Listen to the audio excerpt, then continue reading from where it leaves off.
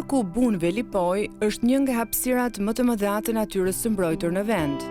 Me rreth 600 hektar, ai është shtëpia e shumë lloj kafshësh dhe shpendësh dhe mbulohet nga një bimësi e dendur. I mbjell në mënyrë artificiale në vitet 70 të shekullit të kaluar. Tashmë ajo është futur në ciklin e një rigjenerimi natyror. Agim Dardha drejton Agjenci Rajonale të Shkodrës për zonat e mbrojtura dhe patrullimin në park është pjesë e punës së specialistëve. Takolla është bërë shumë problem për pjesën e epurit dhe pjesën e vezëve të shpendëve që përlizojnë të rezervatit dhe ka dëmtuar shumë vitet e fundit. Parku është një mjedis tërësisht i egër ku natyra qeveris me rregullat e saj e pa ndikuar nga ndërhyrja e njeriut. Rrugëtimi përmes tij për në skajin perëndimor, që është Grykderdhja e lumit Bun, nuk është shumë komod përmes kësaj bimësie, por edhe kjo është pjesë e mjedisit të egër. Kërcënimi më i madh i zonave të mbrojtura janë zjarret dhe zhvillimi urban, por këtu në Velipoj parku ka një tjetër armik më të madh. Jemi në zonën e mbrojtur të Velipojës, pikërisht në Grykderdhjen e lumit Bun, i cili shënon edhe kufirin mes Republikës së Shqipërisë dhe Republikës së Malit të Zi. Ka një përpjekje të vazhdueshme për ruajtjen e kësaj zone, por kërcënimi më i madh sot për sot është pikërisht deti. Jemi në pikën ku erozioni detar shënon edhe shkallën më të lartë të agresivitetit.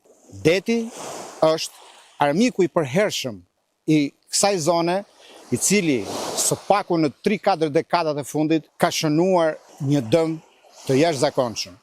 145 vjet më parë, pikërisht këtu në Grykderdhjen e lumit Buna, lindi mbi rrënojat e një anijeje ushtarake austro-hungareze, një ishull që u quajt Ishulli i Franz Josefit, në nder të perandorit Franz Josef. Por rreth 15 vjet më parë, ky ishull u zhduk përfundimisht. Inxhinieri gjeolog Çerçis Dyrmishi ka kushtuar jetën studimit të dinamikës së Bregdetit e mendon se ky ishull mund edhe të shpëtohej. Po të ishe një drag, vazhdimisht kemi ngritur të hapej ai dëgëzimi tjetër. I derdhjes së lumit normalisht do ishte tjetër marrëdhënie. Por ishulli i Franz Josefit nuk është viktima e vetme e detit në këtë zonë. Çdo vit, deti merr mesatarisht 4 deri në 5 hektar tokë në gjirin e Velipojës dhe të Shëngjinit. Gjatë 3 dekadave të fundit, llogaritet që ky park natyror të ketë humbur mbi 100 hektar sipërfaqe.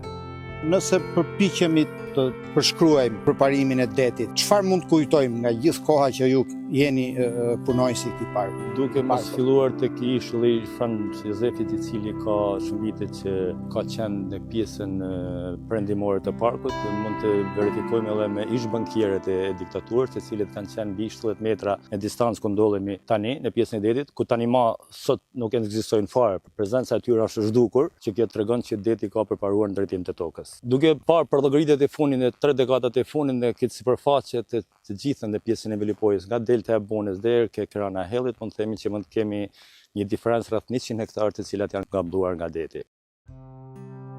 Ekspertët thonë se ka disa faktorë që ndikojnë në këtë shkallë erozione, siç janë ndryshimet e klimës, dinamika e vetë natyrës, por edhe ndërhyrja e njeriut, përmes shfrytëzimit të lumenjve duke prishur ekuilibrat mes depozitimit të inerteve dhe erozionit të detit.